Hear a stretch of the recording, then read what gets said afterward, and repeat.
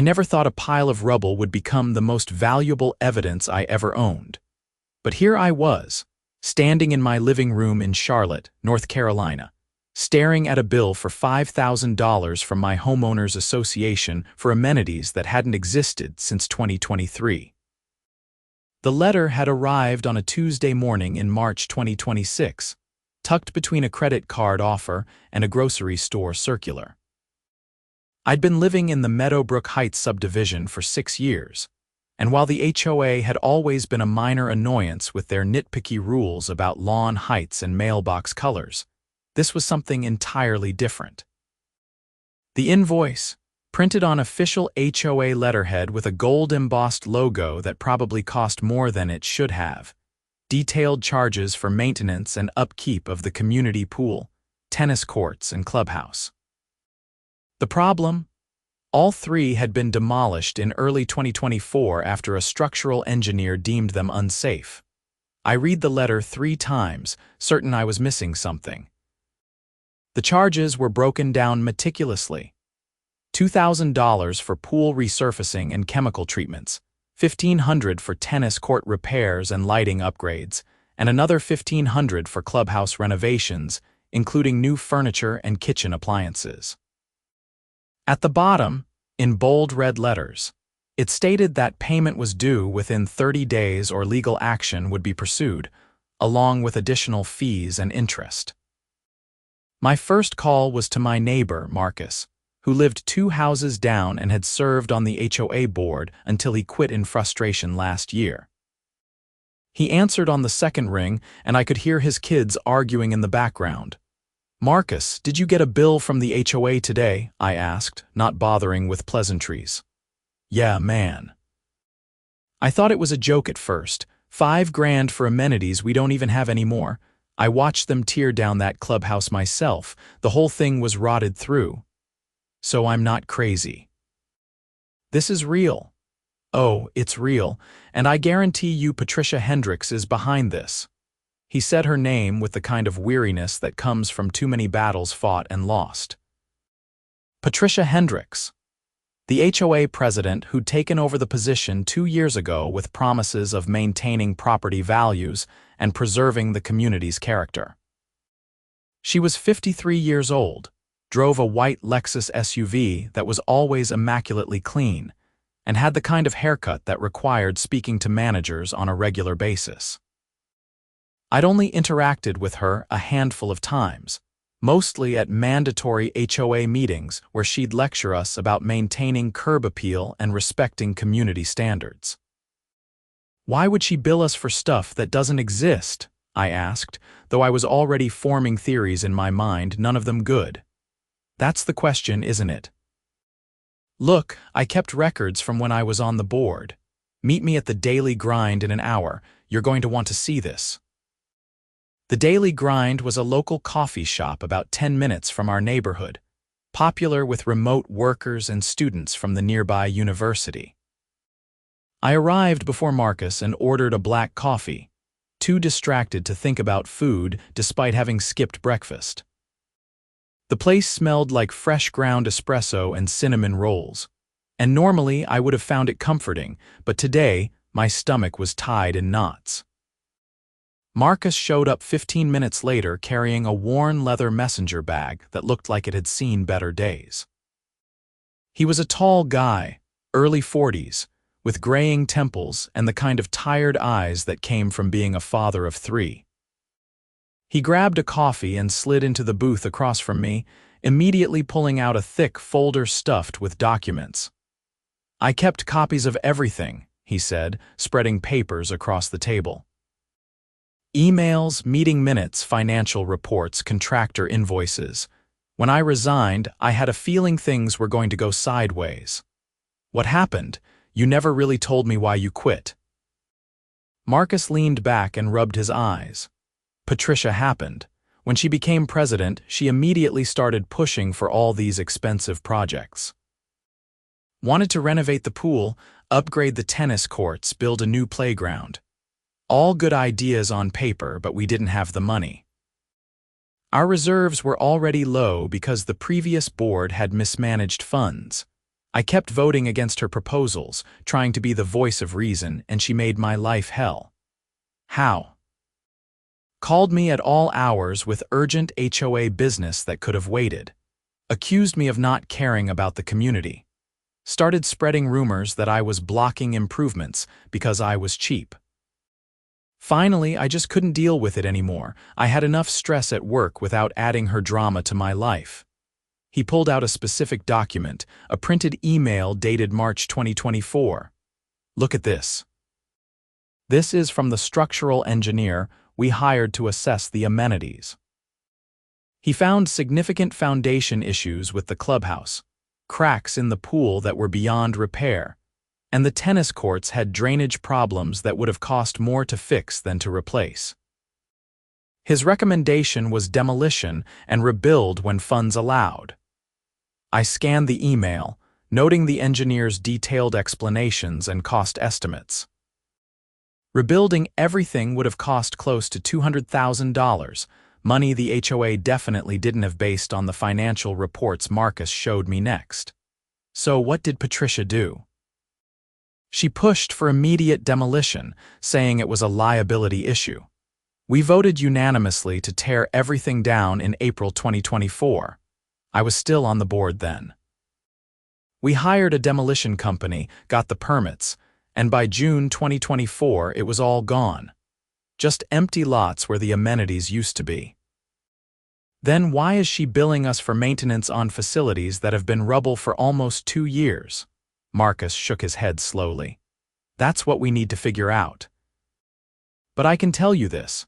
Patricia controls the HOA finances now. After I left, she appointed 2 of her friends to fill board positions. They rubber stamp everything she wants. No oversight, no accountability. I felt anger rising in my chest, hot and sharp. So what? She's just committing fraud, billing 300 homeowners for services that aren't being provided. Looks that way, and if everyone pays without questioning it, that's $1.5 million. The number hung in the air between us like a bomb waiting to detonate. $1.5 million, for nothing, for amenities that existed only on fraudulent invoices. We need to go to the police, I said. We need more evidence first. Right now, all we have is a suspicious bill and my old records showing the demolition happened. We need to prove she's doing this intentionally, that she knows these amenities don't exist anymore. How do we do that? Marcus grinned, and for the first time since this nightmare started, I felt a glimmer of hope. We start digging. We request HOA financial records, which we're entitled to as homeowners. We contact the demolition company and get documentation.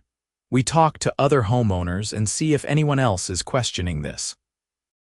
And we document everything. We spent the next 2 hours planning our strategy.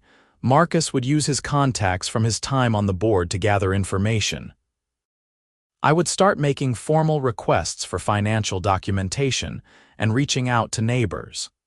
We agreed to meet again in 3 days to compare notes. When I got home that afternoon, I immediately started going through my own files. I'd lived in Meadowbrook Heights long enough that I had years of HOA correspondence, financial statements, and meeting minutes. I created a timeline on my laptop, marking key dates. When Patricia became president in January 2024, when the structural engineers report came out in March 2024, when the demolition was approved in April 2024, and when the facilities were actually torn down in June 2024. I made screenshots of everything and backed up my files to 3 different locations, including a cloud storage service. If this was going to turn into a legal battle, I wanted to be prepared. That evening, I walked through the neighborhood just as the sun was setting, painting the sky in shades of orange and pink. Meadowbrook Heights was a nice community, built in the late 1990s with 2-story homes featuring brick facades and well-maintained lawns. We had tree-lined streets, sidewalks where kids rode bikes, and a genuine sense of community among most residents. At least we used to. I made my way to where the amenities used to stand. The pool had been in a cleared area near the back of the development, surrounded by a fence that was now gone. In its place was an empty lot, overgrown with weeds and scrub grass. The tennis courts had been adjacent to it, but now there were just two rectangular patches of bare dirt slowly being reclaimed by nature. The clubhouse had stood at the front of the development, near the main entrance. That lot was similarly empty, though someone had at least mowed it recently so it didn't look completely abandoned. I pulled out my phone and took dozens of photos from every angle, making sure to capture the emptiness, the lack of any structures or facilities. I used my phone's GPS to tag each photo with location data and timestamps. Then I took a video, slowly panning across each empty lot while narrating what used to be there and when it had been demolished. "This is where the community pool stood until June 2024, I said into my phone's microphone. It was demolished after a structural engineer found it unsafe. There has been nothing here for almost 2 years. No pool, no equipment, no maintenance of any kind because there is nothing to maintain." I repeated this process for each location, building a video record that would be hard to dispute. As I was finishing up near the old clubhouse lot, a car pulled up beside me. I recognized it immediately, a white Lexus SUV that gleamed even in the fading light. Patricia Hendricks rolled down her window, her blonde highlighted hair perfectly styled, her makeup flawless despite it being almost 7 in the evening. She wore a cream-colored blazer over a silk blouse, and her smile was as artificial as sweetener. "Can I help you with something?" she asked, her tone friendly but with an edge that suggested I was doing something wrong. "Just taking some photos," I replied, keeping my voice neutral. "Photos of what? There's nothing there." "Exactly."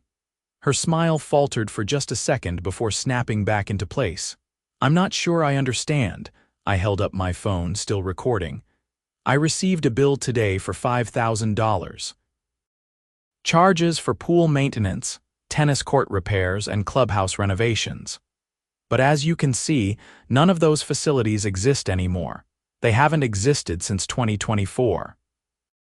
Patricia's expression hardened. "The bill is for retroactive maintenance costs from before the demolition. We're collecting funds that should have been assessed earlier but weren't due to administrative oversight." It was a smooth lie, delivered without hesitation. If I hadn't been prepared, I might have even believed it.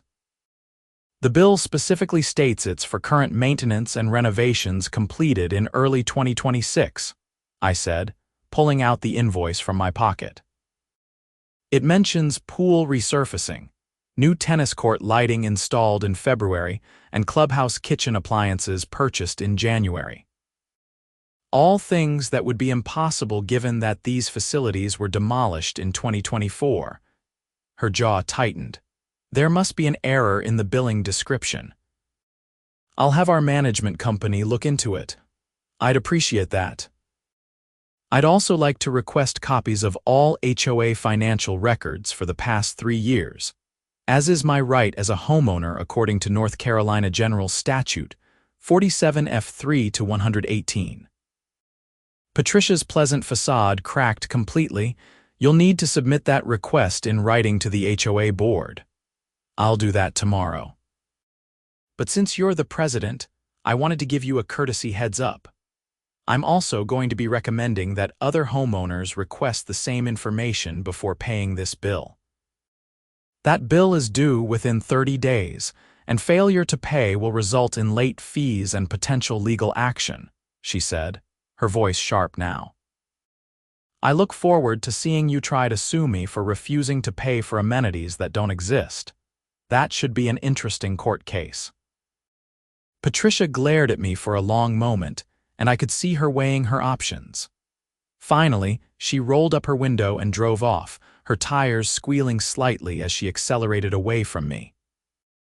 I stopped the video recording and immediately uploaded it to my cloud storage. Then I called Marcus. "I just had a very interesting conversation with Patricia," I told him, recounting the entire exchange. He whistled low. "She actually tried to claim it was retroactive charges." "That's not even a good lie. The invoice clearly states current services.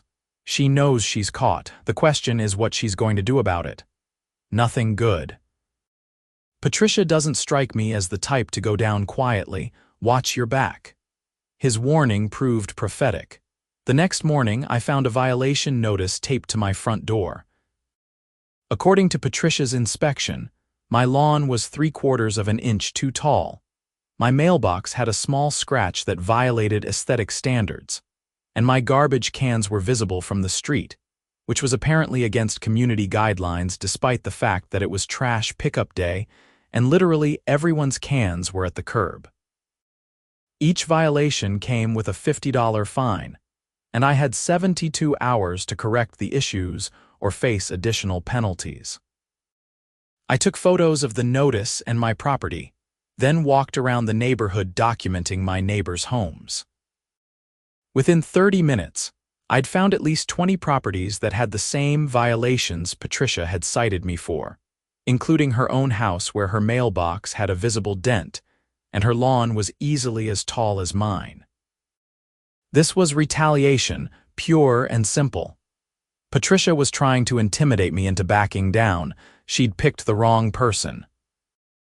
I spent that morning drafting a formal letter requesting complete HOA financial records, copies of all board meeting minutes since January 2024, documentation of any contracts or invoices related to amenity maintenance or renovation, and the names and contact information for any vendors or contractors hired by the HOA. I cited the relevant North Carolina statutes that gave me the legal right to access these records and hand-delivered the letter to Patricia's house, making sure to get a timestamp from a postal service email I sent to myself as proof of delivery. Then I created a simple flyer explaining the situation. I kept it factual and straightforward. The HOA was billing for amenities that had been demolished in 2024. Homeowners had the right to request financial documentation before paying, and anyone with questions could contact me. I included my email and phone number. I printed 300 copies and spent the afternoon walking through Meadowbrook Heights, hanging a flyer on every door. Several neighbors came out to talk to me as I made my rounds, and the reactions were mixed. Some were angry and grateful for the information. Others were skeptical, suggesting there must be some explanation. A few didn't want to get involved, afraid of rocking the boat or attracting HOA scrutiny. By the time I finished, it was after 6 in the evening and my phone was already buzzing with messages and calls. I'd created a dedicated email address for the HOA situation, and it had over 50 messages waiting. Most were from neighbors asking for more information or sharing their own frustrations with Patricia's leadership. A few were hostile, accusing me of causing trouble and threatening property values. One email stood out from the rest. It was from Jennifer Torres, who lived on the opposite side of the development from me. Her message was brief: "We need to talk. I used to work for the management company that handles HOA accounting. Call me." I dialed her number immediately. "Thank you for calling back so quickly," Jennifer said when she answered. Her voice was professional, measured. "I saw your flyer and I think I might have information that could help you. I'm listening." I worked for Prestige Property Management until about 6 months ago. They handle the accounting and administrative work for several HOAs in the Charlotte area, including Meadowbrook Heights. I left because I had concerns about some of Patricia's financial requests that my supervisors were ignoring. My heart rate picked up. What kind of concerns? She was submitting invoices for approval and payment that didn't match up with any actual work being done.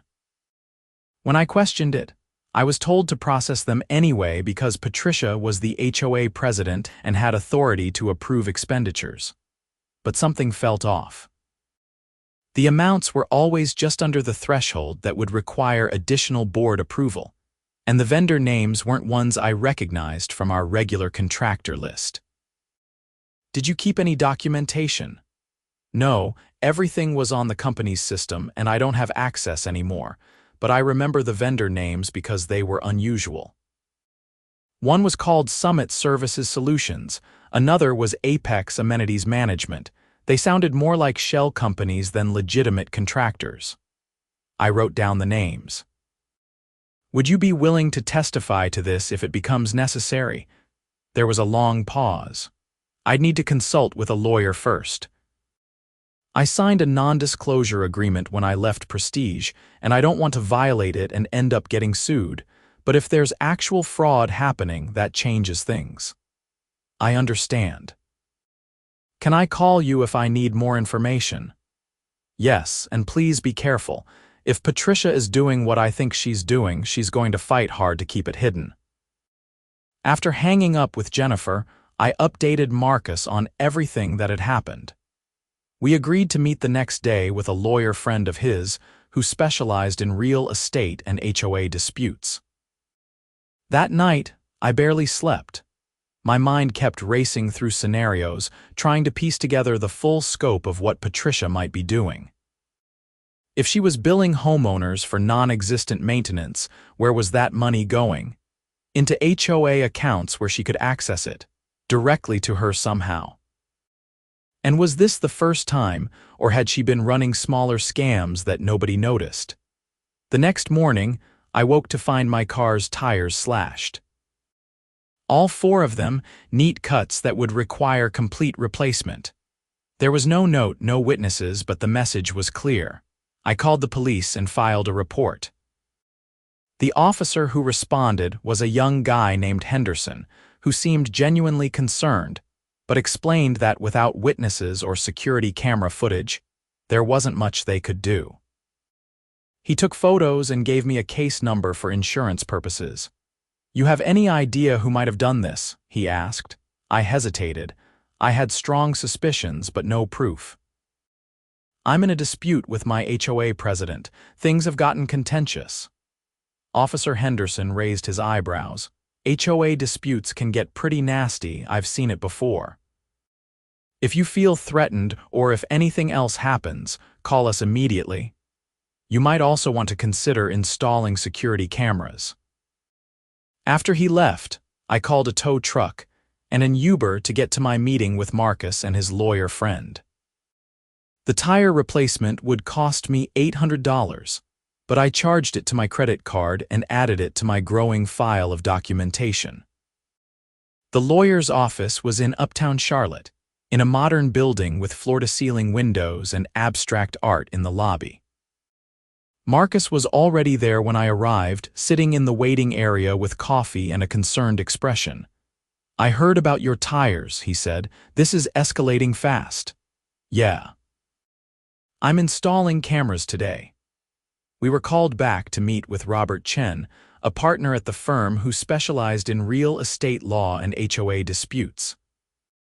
He was in his late 30s, dressed in a sharp navy suit, and had the kind of focused intensity that made you feel like he was already 3 steps ahead of everyone else. Marcus filled me in on the basics, Robert said after we'd settled into chairs across from his desk. An HOA billing for non-existent amenities is serious. That's fraud, potentially on a massive scale if all 300 homeowners are being charged. I handed him copies of everything I'd collected. The original bill, photos of the empty lots, the structural engineer's report, the demolition documentation Marcus had kept, my timeline, and Jennifer Torres's contact information. Robert spent 20 minutes reviewing everything, occasionally making notes or pulling up statutes on his computer. Finally, he leaned back in his chair. You have a strong case here. The evidence is clear that these amenities were demolished in 2024, and the invoices claim maintenance and renovation work was completed in 2026. That's textbook fraud. The question is whether Patricia is acting alone or if others are involved and where the money is going. "What's our next step?" I asked. "We request the financial records as you've already done." North Carolina law requires HOAs to provide these within 10 business days of a written request. If Patricia refuses or stalls, we can file a court motion to compel production. Once we have the records, we'll be able to see the money trail, where funds are being deposited, who's being paid, whether there are suspicious transactions, and if she's been embezzling. Then we report it to the police and pursue both criminal charges and a civil lawsuit on behalf of all the homeowners. You could potentially recover the fraudulent charges plus damages and attorney fees. Robert agreed to take the case on a contingency basis, meaning he'd get paid a percentage of whatever we recovered. It was a good deal for us since neither Marcus nor I had the resources to pay a lawyer's hourly rate for what could be a lengthy battle. Over the next week, things moved quickly. Robert filed the formal records request with added legal weight, and Patricia had no choice but to comply. She delivered boxes of documents to Robert's office, though it was clear she'd been selective about what she included. There were financial statements and meeting minutes, but many of the supporting invoices and contracts were missing.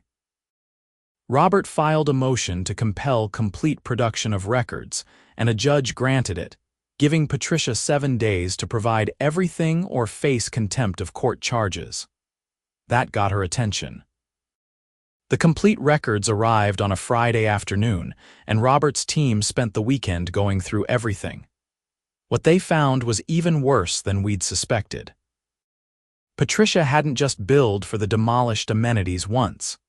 She'd been doing it for almost a year, charging homeowners quarterly special assessments for various maintenance and upgrade projects. In total, she'd collected over $400,000 from the community for work that was never done. But it got worse. The vendor names Jennifer had remembered. Summit Services Solutions and Apex Amenities Management were both registered to Patricia's husband, Donald Hendricks. The invoices submitted to the HOA for payment were being paid to these shell companies, and the money was going directly into accounts controlled by the Hendricks family. It was a surprisingly simple scam, but it had been effective because nobody had questioned it. Patricia controlled the HOA board, had appointed her friends to rubber stamp decisions, and had enough legitimate HOA business mixed in with the fraudulent charges that the fake ones didn't stand out. She'd also been careful to keep individual charges low enough that many homeowners just paid without scrutinizing the details. "This is wire fraud and embezzlement," Robert explained when he called me with the findings. "We're talking about serious felonies. I'm reporting this to the Charlotte-Mecklenburg Police Department's Financial Crimes Unit today. How long will that take? Hard to say. They'll need to investigate, gather evidence, potentially execute search warrants. Could be weeks or months. But in the meantime, I'm filing a civil lawsuit on behalf of all affected homeowners to freeze Patricia's assets and recover the stolen funds." The news spread through Meadowbrook Heights like wildfire. Within 24 hours, everyone knew that Patricia had been stealing from the HOA. The neighborhood social media groups exploded with angry comments and shocked reactions. People who defended Patricia and criticized me for causing trouble were now apologizing and asking how they could help. Patricia herself disappeared. Her house appeared empty, her white Lexus gone from the driveway. Rumors flew that she'd fled to avoid arrest, but according to Robert, her lawyer had confirmed she was staying with relatives in Georgia while the investigation proceeded. 3 weeks later, the Charlotte-Mecklenburg Police Department executed search warrants on Patricia's home, her husband's office, and the Prestige Property Management Company. They seized computers, financial records, and boxes of documents. The scope of the investigation had expanded beyond just the Meadowbrook Heights case. Detectives had found evidence that Patricia had been running similar scams in 2 other HOAs she'd been involved with over the past 5 years, and the total amount of fraud was now estimated at over $1 million. The local news picked up the story, and suddenly, I was doing interviews with reporters, explaining how a simple fraudulent bill had led to uncovering a years-long embezzlement scheme. My phone rang constantly, and other HOAs started reaching out to ask how they could audit their own finances to prevent similar fraud. In early May 2026, about 6 weeks after I'd received that initial invoice, Patricia and her husband were arrested at their daughter's home in Atlanta. They were extradited back to North Carolina and charged with multiple counts of wire fraud, embezzlement, forgery, and conspiracy. The bail was set at $200,000 each, which they couldn't make, so they remained in custody awaiting trial. The legal proceedings dragged on for months. Robert filed a comprehensive civil lawsuit not just against Patricia and Donald, but also against Prestige Property Management for their negligence in processing obviously fraudulent invoices. The management company's insurance carrier quickly moved to settle, offering a substantial sum to avoid a trial that would expose their inadequate oversight procedures. By August 2026, the criminal case was still pending, but the civil side was mostly resolved. The settlement from Prestige Property Management, combined with assets seized from the Hendricks family, meant that virtually all the stolen money was recovered. Every homeowner who'd been charged fraudulent fees received a full refund plus interest. The Meadowbrook Heights HOA underwent a complete restructuring. We held a special election and voted in an entirely new board with strict financial oversight policies. Marcus reluctantly agreed to serve as president, and I joined as treasurer. We implemented requirements for regular audits, transparency in all financial transactions, and mandatory approval from multiple board members for any expenditure over $500. We also voted to not rebuild the amenities. The money simply wasn't there, and most homeowners agreed that while a pool and clubhouse were nice to have, they weren't worth the financial risk. We converted the empty lots into a community garden and a dog park, both low-maintenance options that actually got more use than the old amenities ever had. The criminal trial finally happened in November 2026. Patricia and Donald both pleaded guilty as part of a deal with prosecutors. Patricia was sentenced to 5 years in federal prison and ordered to pay full restitution plus penalties. Donald got 3 years. Both would be on supervised release for years afterward, and would have felony records that would make it nearly impossible for them to ever hold positions of financial trust again. On the day of sentencing, I sat in the courtroom gallery and watched as Patricia stood before the judge. She looked different from the polished, confident woman who'd driven past me in her white Lexus 8 months earlier. Her hair was pulled back in a simple ponytail, she wore an orange jail jumpsuit, and her face was drawn and tired. When given a chance to speak, she offered a brief apology that felt hollow and rehearsed. The judge was unmoved. "Mrs. Hendricks, you held a position of trust within your community," he said. "Your neighbors elected you to manage their collective resources and maintain their property values. Instead, you engaged in a calculated scheme to defraud them, stealing hundreds of thousands of dollars for your personal benefit. This wasn't an impulsive crime or a momentary lapse in judgment. This was sustained, deliberate theft from people who trusted you." He handed down the sentence, and Patricia was led away by federal marshals. I felt no satisfaction in watching her leave in handcuffs, just a weary relief that it was finally over. Outside the courthouse, several reporters waited for comments.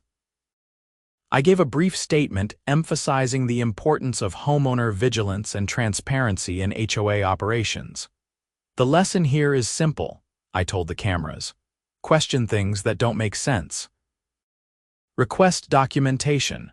Don't be afraid to challenge authority when something seems wrong.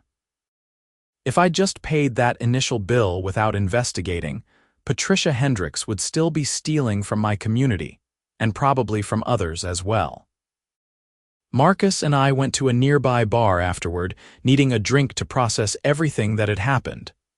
We sat in a booth near the back, glasses of whiskey between us, and didn't say much for a while.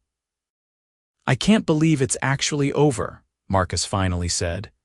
"When you called me that first day about the bill, I knew it was bad, but I never imagined it would turn into all this." Neither did I. I just wanted to understand why I was being charged for amenities that didn't exist. Receipts really don't lie, do they? I laughed, the first genuine laugh I'd had in weeks. No, they really don't. We clinked glasses and drank to that truth. Over the following weeks, life slowly returned to normal. The news coverage died down. The constant phone calls and emails stopped. The neighborhood felt lighter somehow, as if a weight we hadn't fully realized we were carrying had been lifted. I had security cameras installed around my property, which ended up being a good investment regardless of the HOA drama. My car got new tires that were actually nicer than the ones that had been slashed. The violation notices Patricia had issued me were officially rescinded by the new board, and we implemented policies to prevent retaliatory enforcement of HOA rules. In December 2026, almost exactly a year after Patricia had taken that initial $400,000 from the community, I received a check in the mail. It was my refund for all the fraudulent charges, plus interest, plus a portion of the settlement from Prestige Property Management, plus my share of the recovered assets. The total was over $8,000, significantly more than the original $5,000 bill that had started everything. I deposited the check, and then treated myself to dinner at a nice steakhouse in uptown Charlotte. Sitting there with a perfectly cooked ribeye and a glass of good wine, I reflected on everything that had happened. The stress, the confrontations, the slashed tires, the months of legal proceedings, all of it had been exhausting and sometimes frightening. But I'd learned important lessons about standing up for what's right, even when it's difficult. I'd also learned that corruption often thrives in places where people are too busy or too trusting to pay attention. HOAs manage billions of dollars collectively across the United States, and while most boards are honest people trying to maintain their communities, the potential for fraud is always there when oversight is lacking.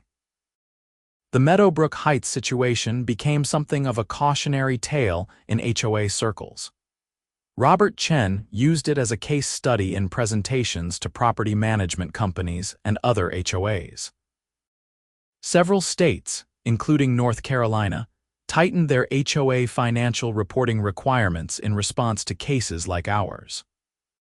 Homeowners across the country became more vigilant about reviewing their HOA statements and requesting documentation. As for me, I continued living in Meadowbrook Heights, now with a much deeper understanding of how HOA governance worked and a commitment to staying engaged. Marcus and I served on the board together for 2 years, implementing reforms and rebuilding trust within the community. We held quarterly town halls where any homeowner could ask questions about finances and see detailed accounting reports. We published monthly newsletters breaking down where HOA funds were spent. We made transparency the default rather than the exception. The community garden that replaced the old pool area became a hub of activity. Neighbors who'd barely known each other before started working plots together, sharing vegetables and recipes, and building genuine friendships. The dog park was constantly busy, with people letting their pets run and socialize. In a strange way, losing the amenities and going through the fraud ordeal brought the neighborhood closer together than expensive facilities ever had. Jennifer Torres, the former Prestige employee who'd provided crucial information, ended up starting her own HOA management consulting business, specializing in financial oversight and fraud prevention. She credited our case with giving her the courage to speak up about problems she'd seen in the industry. Her company became quite successful, and she occasionally brought me in to speak to her clients about the importance of homeowner involvement. My relationship with the neighborhood changed too. People who'd been skeptical of me at first, who'd thought I was just a troublemaker causing problems over a bill, came to respect that I'd been willing to investigate something that didn't make sense. Several neighbors thanked me privately for saving them from losing money they couldn't afford to lose.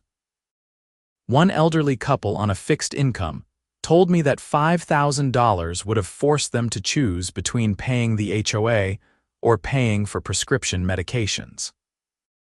Knowing I'd helped people like them made all the stress worthwhile. The slashed tires became something of a badge of honor, proof that I'd been willing to take hits for doing the right thing. I never got direct proof that Patricia or someone acting on her behalf was responsible, but given the timing and circumstances, there wasn't much doubt. The $800 I'd spent replacing them was money well spent in the grand scheme of things. By spring 2027, the dust had fully settled. Patricia Hendricks was in federal prison serving her sentence. Donald was as well in a different facility. Their house in Meadowbrook Heights had been sold to help pay restitution, and a nice young family had moved in, completely unaware of the drama that had unfolded there. We welcomed them to the neighborhood with cookies and offers to help them get settled, determined to move forward rather than dwelling on the past.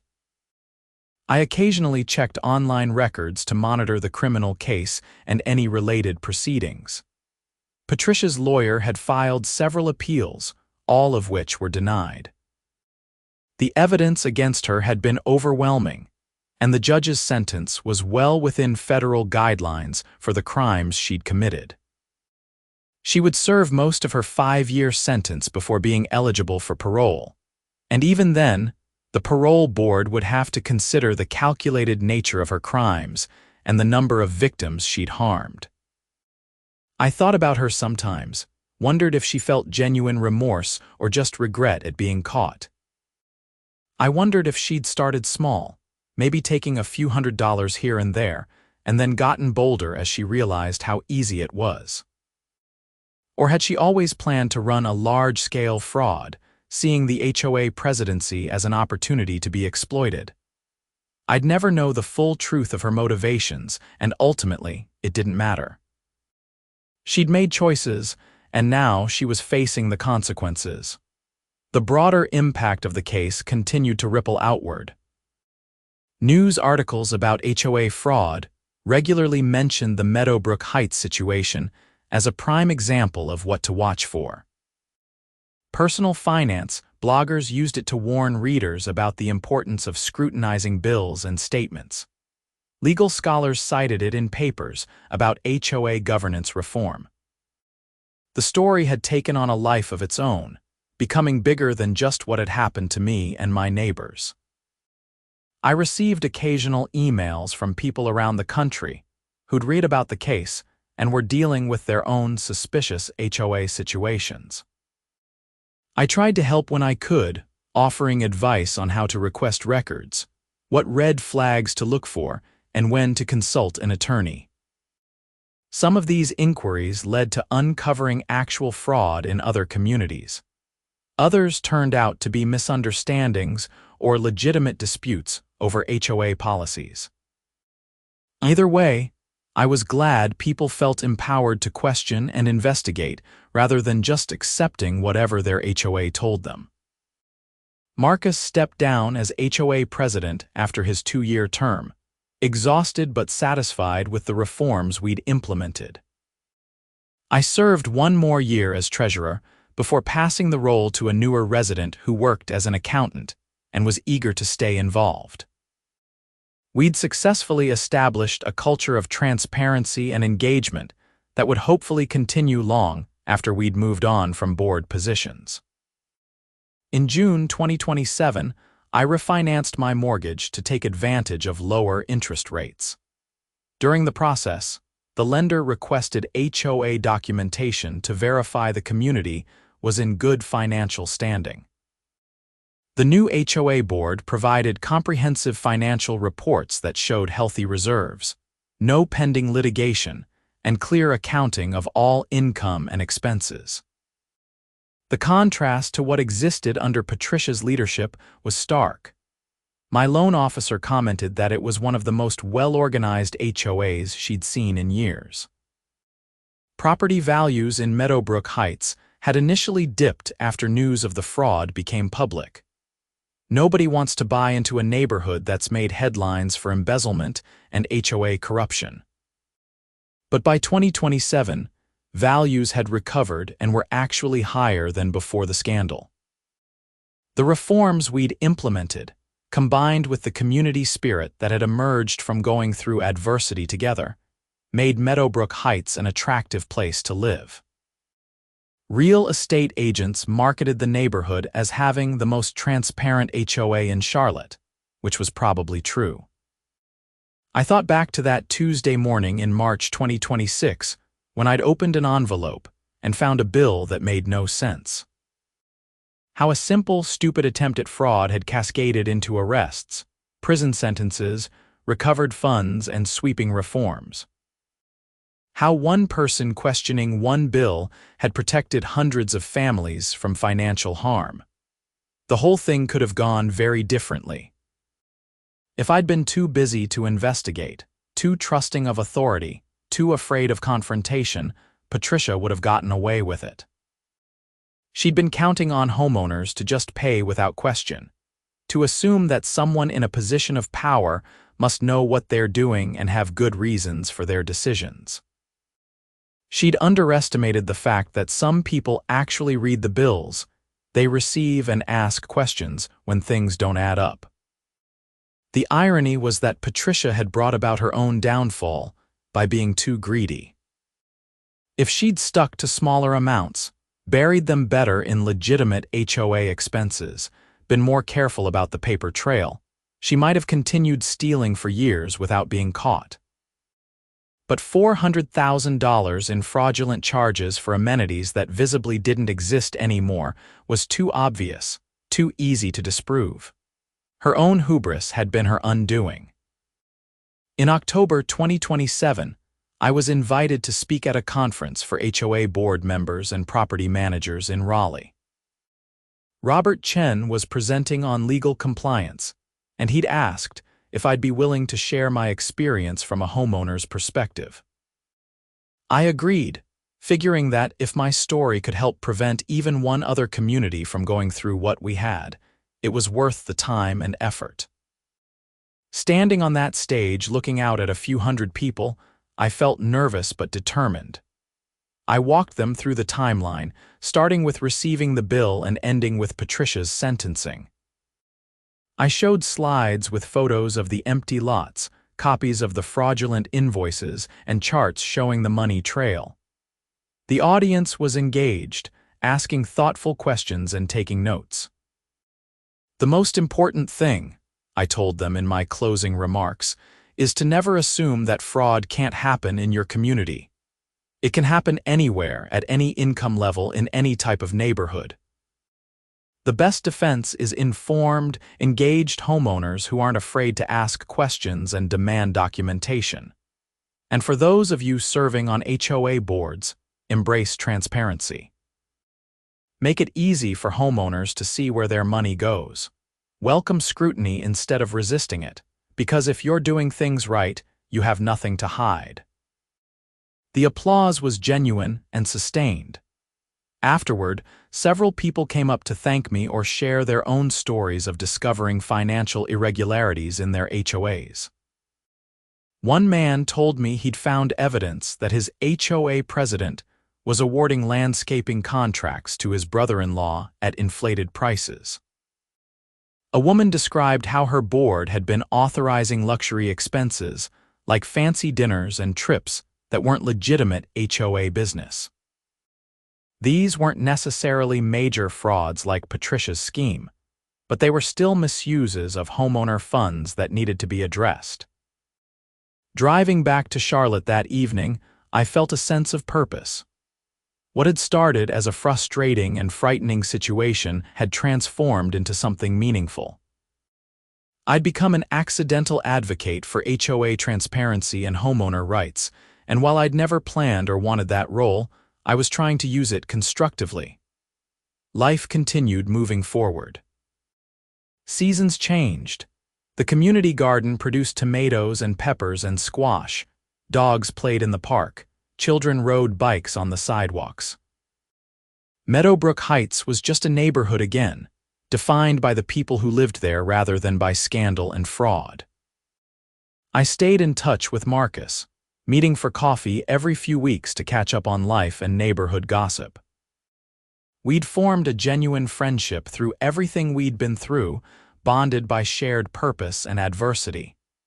His kids were getting older, starting to think about colleges. My career was going well, a promotion at work giving me more responsibility and better pay. Life was good. In January 2028, 2 years after that fateful bill had arrived, I received notification that Patricia Hendricks had been denied parole. She'd served only a portion of her sentence, and the parole board had determined she hadn't shown sufficient remorse or rehabilitation. She'd be eligible to apply again in 18 months. Donald had also been denied parole for similar reasons. I felt a grim satisfaction at the news. Justice was being served, not just through the initial conviction and sentencing, but through the continued accountability. Patricia couldn't just serve a token amount of time and get released early. She had to face real consequences for what she'd done. The Meadowbrook Heights HOA continued to function smoothly under the reformed structure we'd implemented. The new board members who'd taken over after Marcus and I stepped down were doing an excellent job, maintaining the culture of transparency and engagement. Quarterly financial reports were published like clockwork. Town hall meetings remained well attended. The mechanisms we'd put in place to prevent fraud were working. I thought sometimes about how much time and energy the whole situation had required. The weeks of investigation and documentation, the meetings with lawyers, the stress of court proceedings, the interviews with reporters and police. It had been the equivalent of a part-time job for months, all unpaid, all because I'd been willing to question a bill that didn't make sense. But I'd do it again in a heartbeat. Because the alternative, letting Patricia Hendricks continue stealing from my neighbors and probably from other communities as well, was unacceptable. Someone had to stand up and say this isn't right, this doesn't make sense, prove to me that these charges are legitimate. That someone had turned out to be me, and I was okay with that. The story had taught me things about myself I hadn't known before. That I was willing to fight for what was right even when it was uncomfortable and difficult. That I could stand up to intimidation and retaliation without backing down. That I had the patience and attention to detail required to build a case and see it through to completion. These were qualities I'd always theoretically possessed, but had never really been tested until Patricia Hendricks sent me a bill for maintaining amenities that didn't exist. In a weird way, I was almost grateful to her for that. Not grateful for the fraud or the stress or the slashed tires, but grateful for the opportunity to discover that I was capable of more than I'd thought. That I could make a real difference in my community, and potentially in communities across the country, through the ripple effects of the case. The house where Patricia used to live had been purchased by a family with 3 young kids, who quickly became active in neighborhood events. The dad joined the HOA board and brought fresh ideas for community activities. The mom organized playdates and helped with the community garden. The kids made friends and played with the other neighborhood children. It was as if the house itself had been cleansed of its association with fraud and corruption, given a fresh start with new occupants who embodied what a neighborhood should be. By spring 2028, the Meadowbrook Heights situation was old news. Local reporters had moved on to newer stories. The legal proceedings were complete. Life had returned to normal, or rather, to a new and better normal where transparency and accountability were built into the community's foundation. I received one final piece of correspondence related to the case in April 2028. It was a letter from the North Carolina Real Estate Commission, informing me that Prestige Property Management had voluntarily surrendered its license as part of a settlement agreement. The company had been found negligent in its oversight of HOA finances and had failed to implement adequate safeguards against fraud. They were out of business, which felt like appropriate accountability for their role in enabling Patricia's schemes. I filed the letter with all my other documentation from the case, a thick folder that now occupied a shelf in my home office. I occasionally pulled it out when someone asked me about what had happened, or when I was preparing to speak at another conference or event. The timeline, the photos, the invoices, the court documents, they all told a story of ordinary people uncovering extraordinary fraud and fighting back successfully.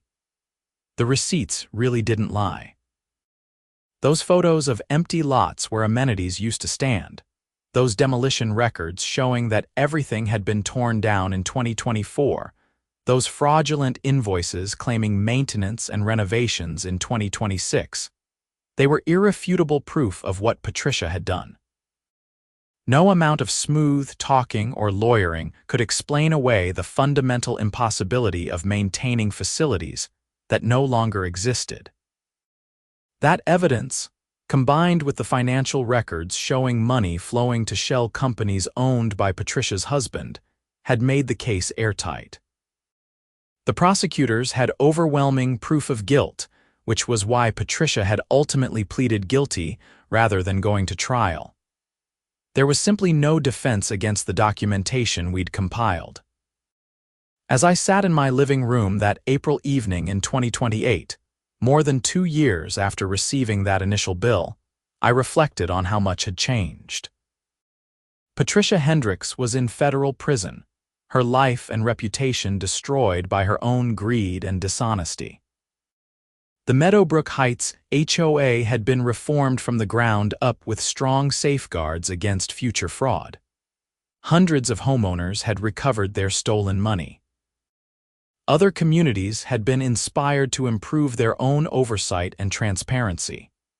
And I discovered capabilities and courage I hadn't known I possessed. It had all started with one bill, one set of charges that didn't make sense, one person willing to question authority and demand proof. From that small beginning, an entire criminal enterprise had been exposed and dismantled. Justice had been served, not perfectly but substantially. The good guys had won, not because we were particularly heroic or special, but because we'd paid attention, asked questions, and refused to back down when we discovered wrongdoing.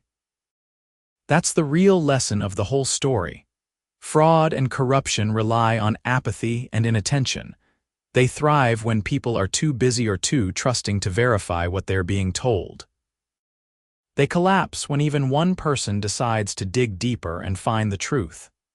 The receipts, the documentation, the evidence, they're out there waiting to be discovered if you're willing to look. Patricia Hendricks gambled that nobody would look, that 300 homeowners would simply pay their bills without question. She lost that bet because one person opened an envelope, read a bill that claimed charges for amenities he knew didn't exist anymore, and decided to find out what was really going on. I was that person, and while I never expected or wanted to become the catalyst for exposing a massive fraud, I was proud of what we'd accomplished. My neighbors were protected. Justice was served. Reforms were implemented. And somewhere, maybe, Another homeowner reading about our case would be inspired to question a suspicious bill or request financial documentation from their own HOA, potentially preventing fraud before it could take root. The story of Meadowbrook Heights and Patricia Hendricks would live on as a cautionary tale and a call to vigilance. And every time I drove past those empty lots, now converted to a community garden and dog park, I'd remember that buildings and amenities come and go, but integrity and accountability are the foundation of any real community. The receipts didn't lie. They told the truth even when people tried to hide it. And in the end, that truth had set us free from corruption and made us stronger as a neighborhood. That was worth fighting for. That was worth everything we'd been through. And if I ever received another suspicious bill from any organization, you can be absolutely certain I'd investigate it just as thoroughly. Because once you've seen how fraud operates, once you've experienced the satisfaction of exposing it and recovering what was stolen, you never look at official invoices quite the same way again.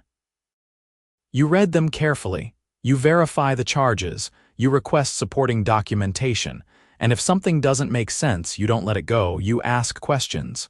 You demand answers. You follow the evidence wherever it leads. Because receipts don't lie and the truth, when you're willing to pursue it, has a power that no amount of corruption can overcome.